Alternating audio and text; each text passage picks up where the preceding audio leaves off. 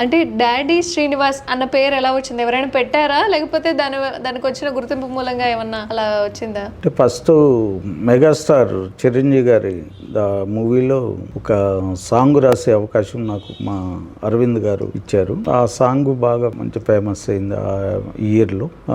Top 10లో ఉంది ఒక 3 years వరకు. అట్లా ఏ శ్రీనివాస్ కొత్త రైటరు ఏ శ్రీనివాస్ అంటే అది డాడీలో రాసిన శ్రీనివాస్. అట్లా డాడీ అనుకున్న డాడీ శ్రీనివాస్. కొంతమంది అయితే ఆప్యాయంగా డాడీ అని కూడా పిలుస్తున్నారు. ఒక మెగాస్టార్ గారి ఫస్ట్ మూవీ, ఆ మూవీ మా ఇంటి పేరుగా నన్ను పిలవటం నాకు ఒక ప్రౌడ్గా ఫీల్ అవుతూ ఉంటా. శుభలేఖ సుధాకర్, ఆహుతి ప్రసాద్ గారు, మా గురువు గారు సిరివెన్నెల సీతారామ శాస్త్రి గారు. అట్లా ఇంటి పేరు, ఆ సినిమా పేర్లే ఇంటి పేరుగా పెట్టుకున్న వాళ్ళు చాలా తక్కువ. వాళ్ళల్లో ఇప్పుడు గేయ రచయితల్లో ఆ అదృష్టం నాకు దక్కింది. డాడీ శ్రీనివాస్. అంటే ఈ సాంగ్ రాసేటప్పుడు కూడా మీకు పోటీగా ఒక 4-5 ఉన్నారు ఆల్రెడీ, వాళ్ళతో రాపిచ్చి వాళ్ళందరినీ అనకూడదు బట్ వెనక్కి తగ్గేలా వాళ్ళందరినీ నెట్టేసి మీరు ఆ పాటని ఇచ్చేశారు అనేది వాళ్ళకి నచ్చిందని.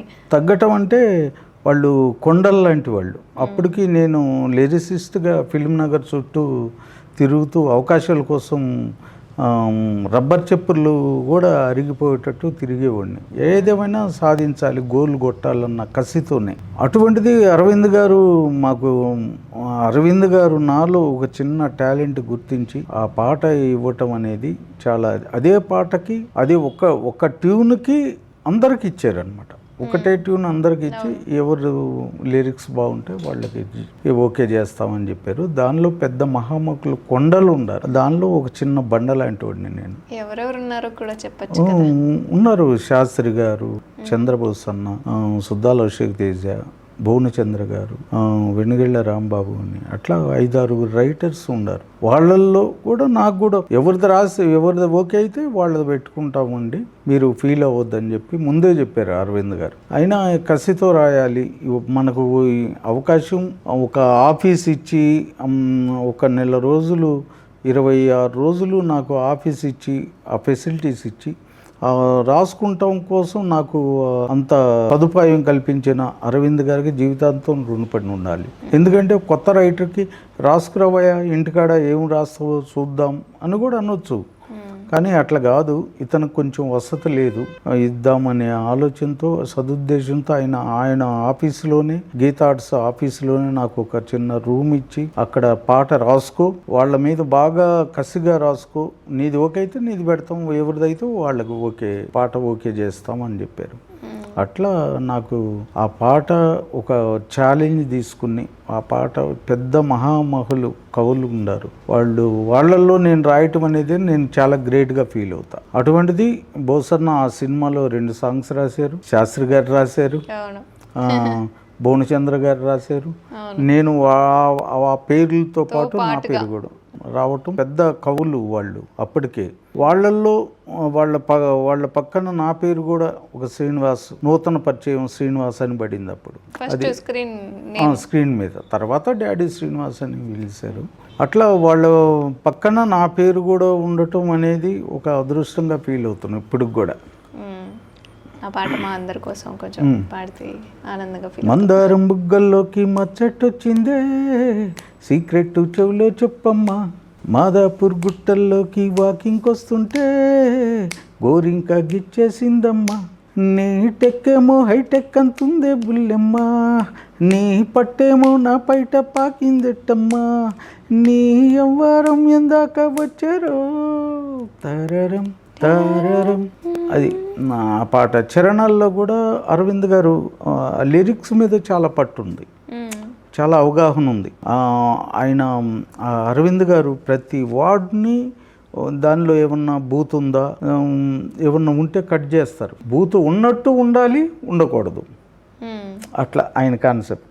మరి వల్గర్గా మనం అట్లా పెట్టొద్దు, నాకు ఇష్టం ఉండదు అంటారు ఆయన. అట్లా ఆయన చెప్పిన మెళుకులు నేను కొన్ని నేర్చుకున్నాను. చరణాలు వచ్చి ఎల్లారెడ్డి తోట కాడ నారింజుందమ్మో, రంగు తీపి పులుపు చూస్తే నీ రేంజ్ ఉందమ్మో, అట్లా అంటే ఒక చిన్న చిన్న జిమ్మిక్కులు ఆయనకు చాలా ఇష్టం అన్నమాట.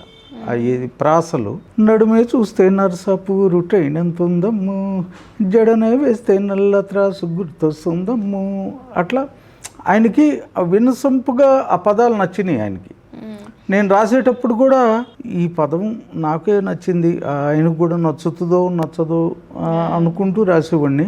ఫీల్ అయ్యి ఈ పాట ఈ లైన్ బాగుంది, ఈ లైన్ ఏమైనా అవాయిడ్ చేస్తారా, ఓకే చేస్తారా అని ఒక భయపడుతూ వెళ్ళేవాడిని. ఎంపటే ఆయన టిక్ కొట్టేవాడు, ఇది ఓకే ఇది ఓకే, ఈ 2 లైన్లు మార్చేసాయి. అట్లా అసలు నర్సాపూర్ తోటలలో అడానో ఆరెంజ్ ఉండడం ఏంటి, ఆరెంజ్ ఈవిళ్ళలాగా ఉండడం ఏంటి, ఎల్లారెడ్డి తోట కాడ నారేంజ్ ఉందమ్ము, రంగు తీపి పులుపు చూస్తే నీరేంజ్ ఉందమ్ము.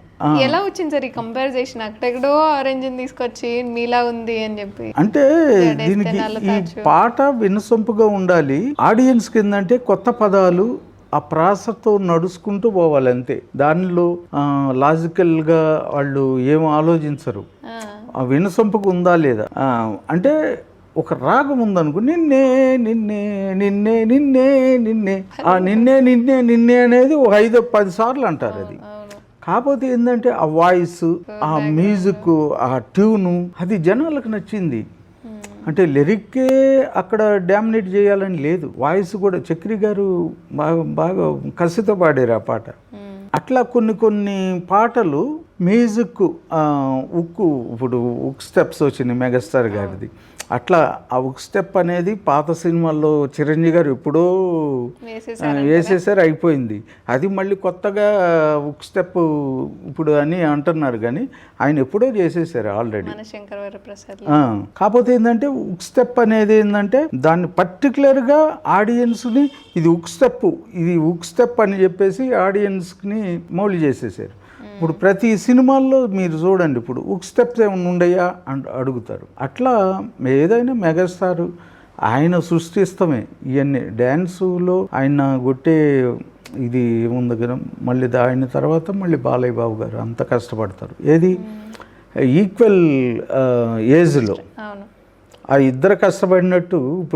ఇప్పుడు కొత్త వాళ్ళు, ఇప్పుడు చరణ్ గారిని, ఎన్టీఆర్, మహేష్ బాబు, వీళ్ళు కష్టపడతాం పెద్ద గొప్ప కాదు. ఆ ఏజ్లో బాలయ్య బాబు గారికి ఇప్పుడు 66 67 ఉంది, దగ్గర 65 60. చిరంజీవి గారికి 70 వచ్చేసింది. ఆ ఏజ్లో కొన్ని మోకాళ్ళు పట్టుకుపోని అంటారు, కూర్చుని లేవలేరు. వాళ్ళిద్దరు ఏంటండి ఇప్పుడు అంటే ఇండస్ట్రీకి ఆ రోజుల్లో ఎన్టీఆర్, ఏఎన్ఆర్ కృష్ణ, సోహన్ బాబు, అట్లా కృష్ణరాజు గారు, అట్లా నలుగురు ఎట్లాగో ఇప్పుడు ఇండస్ట్రీకి 2 కళ్ళు లాంటి వాళ్ళు. వాళ్ళని చూసి ఎంతైనా నేర్చుకునేది ఉంది ఇప్పుడు వచ్చే నూతన. మీరు ఇద్దరితో కూడా కలిసి మరి వర్క్ చేశారు. వాళ్ళిద్దరు ఇద్దరు అగ్ర హీరోలకి పాటలు రాయటం అనేది నా పూర్వజన్మ సుకృతం.